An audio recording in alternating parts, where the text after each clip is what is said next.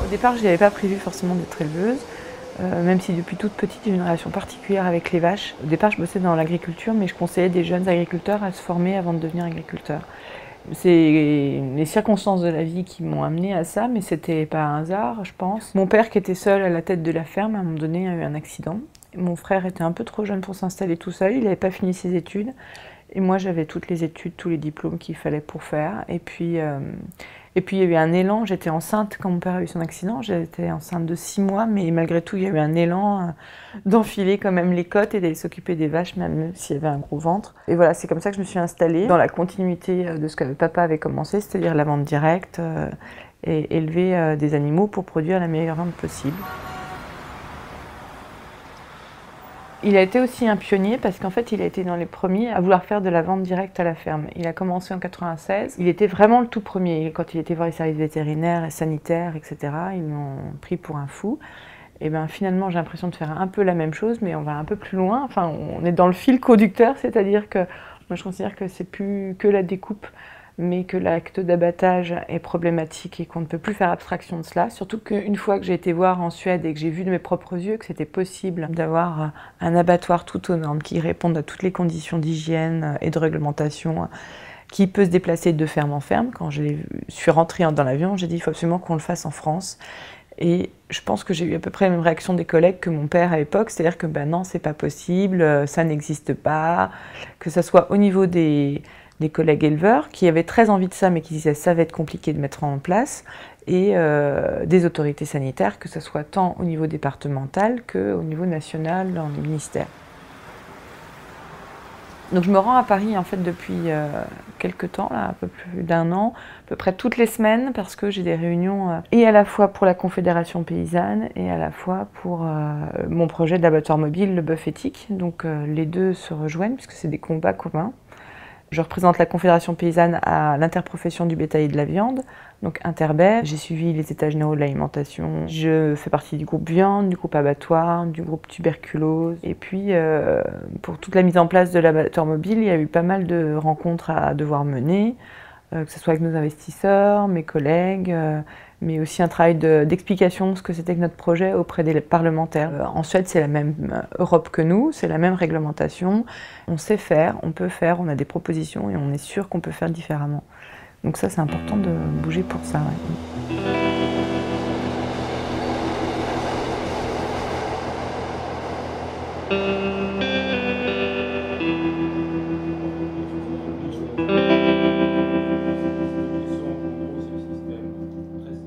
Même si on les emmène nous-mêmes à l'abattoir, c'est ce que je fais moi tous les 15 jours, à un moment donné, quand je décharge ma bête, ben, je suis quand même dépossédée et je croise les doigts et je prie pour que ça se passe bien les 10 minutes qui suivent avant qu'elle soit mise à mort, quoi. Concrètement, c'est aussi très violent de se laisser déposséder de cet acte de mise à mort, de ne pas le voir, de ne pas assister et le contrôler. Moi, je donnais l'exemple de dire, voilà, moi je suis en élevage bovin lait, j'ai des fois des tickets pesés d'animaux qui me reviennent, qui ont été abattus en Bretagne, quoi. Je suis dans le Jura. Donc il y a 2 abattoirs vers chez toi. Ah oui, alors qu'on a des abattoirs à 30 km. qui fonctionnent, etc. Le bien-être animal, c'est déjà de ne pas leur faire des grandes distances en camion, quoi. Voilà. Donc c'est de revenir un peu à des choses de base et de ramener les outils au plus près des animaux. Pour vous, le principal avantage, c'est sur le bien-être animal?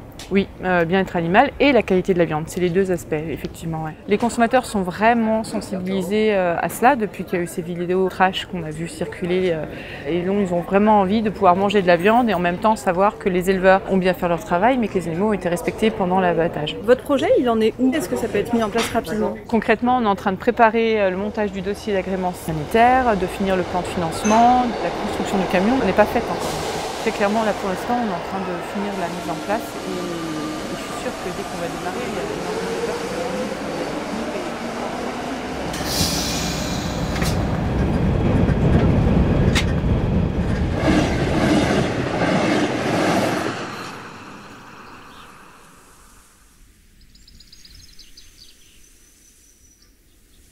venir. Moi, je suis paysanne, éleveuse de vaches, j'ai les mains dans la viande assez régulièrement.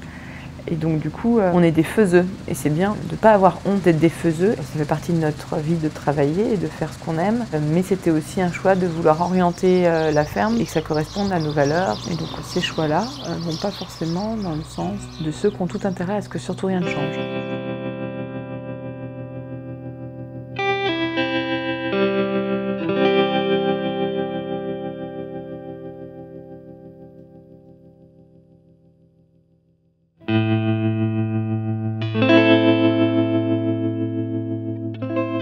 L'homme est un omnivore, donc du coup il mange beaucoup de choses, et notamment de la viande. Mais ça ne veut pas dire qu'il est obligé de manger beaucoup de viande. Et c'est ça l'avenir, qu'on en fasse moins, mais qu'on le fasse jusqu'au bout, et puis que de la même manière, le consommateur ne soit pas obligé d'en manger tous les jours à chaque repas de la viande, mais qu'il puisse en manger quand il en veut quand même, et que quand il en veuille, eh bien, il puisse faire des choix éclairés par rapport à ses choix personnels, qu'il puisse avoir accès à un produit clairement étiqueté et clairement tracé. Quand on leur propose sans un étiquetage clair des produits pas chers, mais qu'on oublie de leur dire que sous couvert de produits pas chers, il y a des produits chimiques dedans, c'est pas forcément très bon pour leur santé, et en plus les paysans ont été maltraités, voire pas payés pour leur travail pendant plusieurs années. C'est la face cachée des étiquettes qu'on met pas, quoi. Si sa viande elle a été abattue halal ou pas, si sa viande elle vient de l'autre bout de la planète, ou si elle vient effectivement de France, est-ce que c'est clairement pas forcément le cas? Et concrètement, le consommateur il peut demander à avoir des étiquetages plus clairs parce que il en va des enjeux environnementaux, de santé et compagnie, et que si on veut que l'information soit la plus véritable, neutre possible, il faut que l'État gère cela.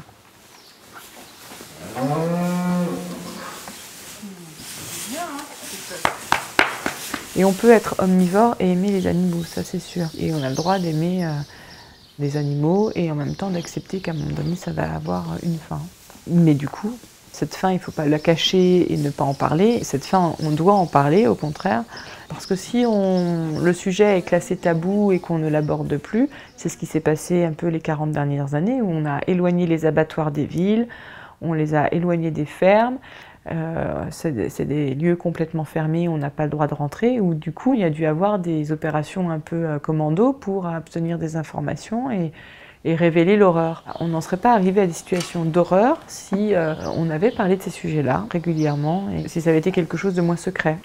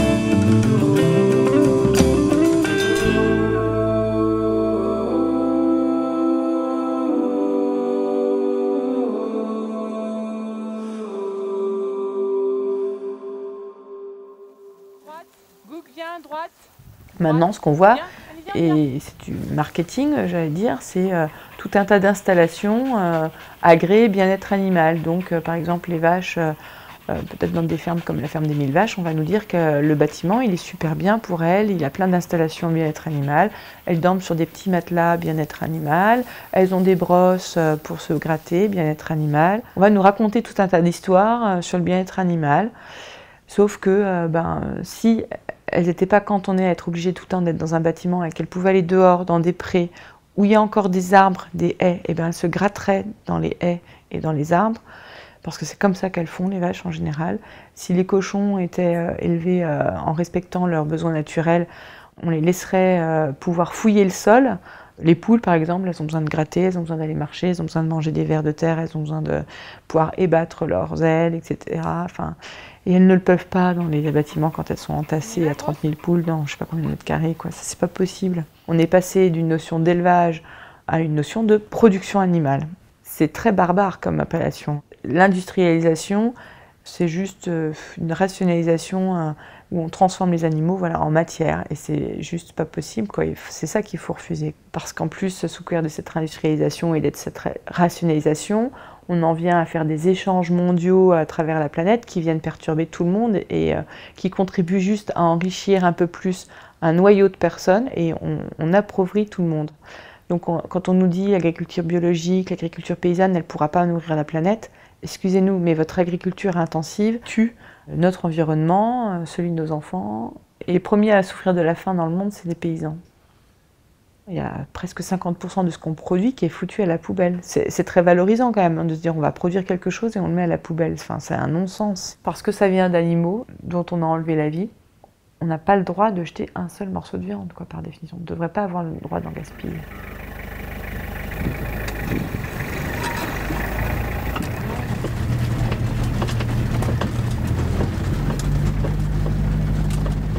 C'est mon frère qui a trouvé le nom, le bœuf éthique. Et on a dit, ah c'est génial, c'est ce qu'on prend. Et clairement, on va piquer des éleveurs à Bigard et SVH en Rosé. Tous ces grosses industries représentent 83% des abattages de France, quoi. C'est les éleveurs qui sont dégoûtés de ce système-là, qui vont vendre des animaux alors qu'ils habitent à 20 km de la première abattoir Bigard et que leurs animaux vont partir et être abattus de l'autre côté de la France parce que ce jour-là, c'était plus pratique de ramener des bêtes à tuer dans tel abattoir plutôt que dans celui qui était à côté. C'est ces éleveurs-là qui ont envie que ça change. C'est ces éleveurs-là qui ont envie d'avoir plus de sens dans leur métier, d'avoir une meilleure rémunération aussi de leur travail. Donc voilà, l'idée c'était de ramener de l'éthique dans ce monde de la viande pour les consommateurs, pour les éleveurs et pour les animaux. C'est clair que s'il n'y avait pas mon frangin avec moi sur la ferme, je ne pourrais pas faire tout ça, quoi. Donc ça a été un choix qu'on a discuté un peu ensemble, puisqu'il est aussi associé dans le bœuf éthique, on est co-associé dans la ferme de Linières, enfin voilà. Je suis rassurée de sa manière de gérer la ferme quand je suis pas là. Et lui aussi, je pense qu'il est rassuré de voir que ça avance de l'autre côté. Du coup, ça me prend beaucoup de temps par rapport à la vie de famille. Et la jonction est un peu compliquée des fois à avoir parce que le calendrier des représentations ou des réunions ne coïncide pas forcément avec le calendrier familial, les obligations des enfants. C'est un peu tout le monde qui est obligé de suivre cet engagement, ce combat et ce militantisme, quoi. Par procuration. Comme ils nous soutiennent dans d'autres aspects, on les oblige un peu à prendre une part dans ce combat, des petites mains qui, sans eux, on ne pourrait pas le faire, quoi. C'est une équipe qui marche.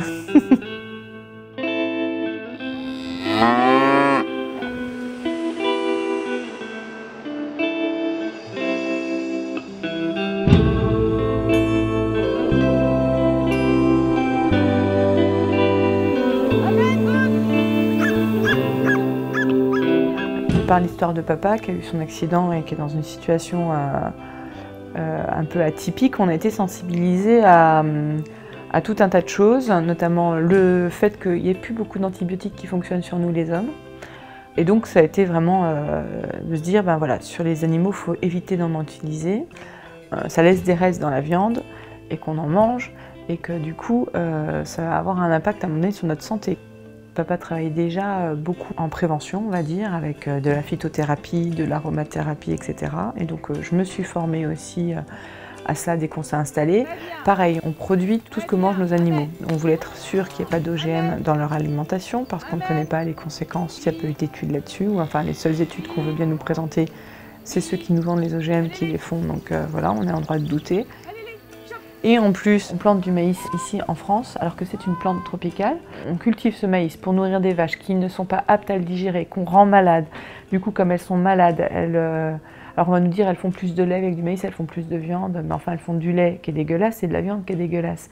Enfin voilà, il y a à un moment donné comment on peut imaginer se nourrir d'un animal malade, c'est pas possible quoi. Donc voilà, on a fait des choix qui étaient vraiment orientés par rapport à cette envie de faire la meilleure viande possible. Et puis aussi de le faire sur nos convictions. Donc moi je me suis très vite retrouvée face à des grosses machines très lourdes et compliquées de manipuler pour une femme. Donc du coup très vite j'ai fait une formation pour travailler avec des chiens de troupeau. Parce que les vaches du coup nous prennent en référence et non pas une crainte de nous, puisque c'est le chien de troupeau qu'elles doivent respecter. Et nous elles nous suivent, on est le meneur, on est l'être qui va les rassurer. Donc c'est très intéressant et en plus c'est hyper agréable quoi, parce qu'en fait, je fais quasiment tout ce que j'ai besoin de faire avec le chien, à pied, donc avec un rythme qui est au rythme des animaux. On marche au même rythme qu'eux. Enfin, c'est des trucs qui sont hyper importants pour moi. C'est-à-dire que même si je me déplace toutes les semaines à Paris, quand je reviens, c'est un moment vraiment de ressourcement très important. J'adore publier des jolies photos aussi de vaches. Quand on vit avec elles, on les voit de très très près. Et il y a des détails qu'on voit et que les autres ne voient jamais. Elles sont vraiment le nez collé à moi. Donc voilà, il y avait un côté, j'ai envie de montrer que voilà, on peut être proche de nos animaux. Enfin, c'était côté positif, quoi.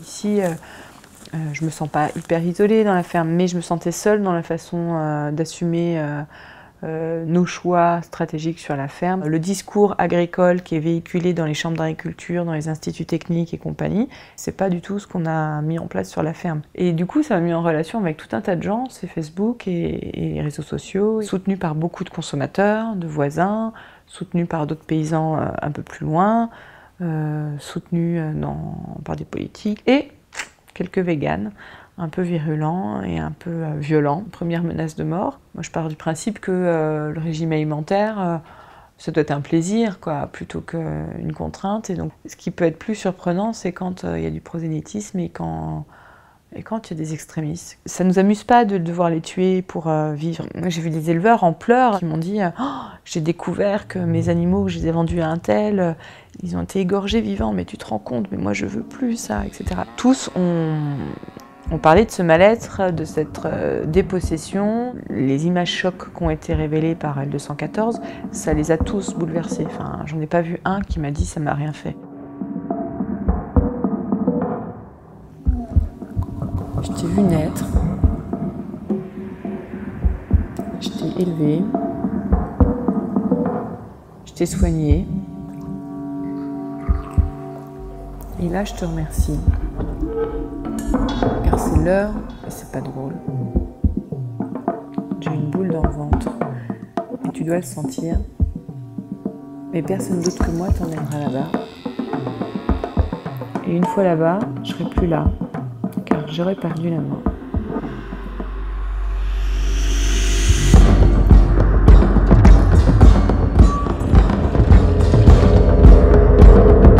Je vais garder la main. C'est indispensable de garder la main jusqu'au bout pour nos animaux. C'est aussi pour reprendre la main sur une étape qui nous échappait depuis longtemps qu'on fait ce projet d'abattoir mobile et qu'on le met en place en France. Cette violence dont les animaux ont souffert dans les abattoirs, c'était un peu une violence qui nous était faite à nous et qui remettait en cause tout notre travail, tout ce lien qu'on peut faire avec nos animaux, quoi. De toute façon, la mort naturelle, elle n'a rien de poétique. Il n'y a jamais rien de tout noir ou tout blanc. À chaque fois, c'est un mélange et des alchimies qui sont à trouver. Et ça rejoint, j'allais dire, beaucoup de ce qu'on traverse quand on est éleveur et quand on est paysan. Parce que finalement, notre boulot, c'est essayer de valoriser, élever, une notion d'essayer de prendre de la hauteur. C'est toujours en train de chercher un équilibre et voilà, on ne détient pas la vérité. On essaye juste de faire au mieux avec ce qu'on a. Sur notre ferme, sur nos terres, avec nos animaux. Il y a des systèmes qui apportent plus de bénéfices que d'inconvénients. Et donc c'est sur ces systèmes-là qu'il va falloir travailler. L'idée c'est vraiment que cet abattoir vienne sublimer la viande magnifique que les éleveurs font avec leurs animaux sur leurs fermes, sur leurs terroirs différents et variés, et voilà. L'idée, c'est de ramener effectivement cette étape de mise à mort dans les fermes. Je pense que papa aurait adoré, quoi. Ça a plein d'avantages et plein de vertus, c'est-à-dire que voilà, on arrête de transporter ces animaux vivants sur des longues distances, parce qu'on les transporte comme on transporterait des caisses de savon. On transporte la viande, on ne transporte plus les animaux. À aucun moment, ils seront confiés à un tiers. C'est l'éleveur qui va accompagner chacun de ces animaux jusque dans le camion d'abattoir. Ceux qui sont en attente d'être abattus ne voient pas ce qui se passe dans le camion. En fait, ils rentrent dans le camion qui est posé de plein pied, donc ils n'ont pas de marche à franchir, etc. Donc ils rentrent dans ce camion en pensant qu'ils vont le traverser, et puis donc ils regardent le pré de l'autre côté, et il y a la main du tueur qui arrive à se positionner exactement comme il faut et à faire l'assommage avec un matador. Ensuite, l'animal tombe et il y a toutes les étapes habituelles de la saignée, etc., qui se font dans le camion. Et donc le vétérinaire est présent aussi. Dès le coup de matador, il est là et il regarde les réflexes rétiniens et il donne l'autorisation pour mettre la saignée. Enfin, ce que j'ai vu en Suède était absolument révolutionnaire dans le sens où l'ambiance qui régnait était très apaisée, avec un professionnalisme de haut niveau, et le tout dans un calme, un grand respect de toutes les appréhensions des animaux. Après, ce qui est aussi très surprenant, parce que moi ça me rend malade à chaque fois que je vais à l'abattoir, c'est que le camion ne transporte absolument aucune odeur, puisqu'on ne transporte pas du tout de déchets. Tout a été étudié pour qu'il n'y ait pas de bruit, très peu quoi en fait. Même le plus faible bruit est capable de paniquer une vache quoi. Un drone, ça va paniquer une vache. Donc j'ai déjà des abatteurs qui ont envie de bosser avec nous, qui attendent notre feu vert. Ils ont un boulot qui est vachement plus intéressant. Ils ne sont pas que abatteurs, ils sont aussi un peu bricoleurs. On les responsabilise vachement parce qu'en fait c'est eux qui managent le camion. Ils doivent travailler avec l'éleveur pour installer au mieux le camion. Donc il y a toute une partie relationnelle avec les éleveurs qu'ils n'avaient pas avant. Ils voient des animaux vivants sur chaque ferme. Ils ne voient pas que des carcasses ou que des animaux morts. Ça c'est très important pour leur morale. Les cadences sont très faibles, hein. C'est-à-dire que l'objectif de cet abattoir, c'est pas de faire non plus un débit et un nombre d'animaux à tuer par jour énorme. Donc on peut tuer à peu près 6 animaux par heure et nous on visera à faire 12 animaux peut-être par jour. L'objectif c'est vraiment de faire moins mais le faire mieux et de le faire très bien, quoi.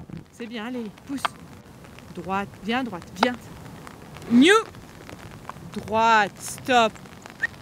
On va travailler avec des distributeurs, avec des bouchers, avec des restaurateurs, mais aussi l'idée c'est de pouvoir fournir éventuellement des cantines. Si on veut faire un grand pas pour l'humanité, il va falloir faire un grand pas pour nos assiettes aussi. Ce qu'on veut mettre dedans, ça va influencer les politiques agricoles ou non, quoi.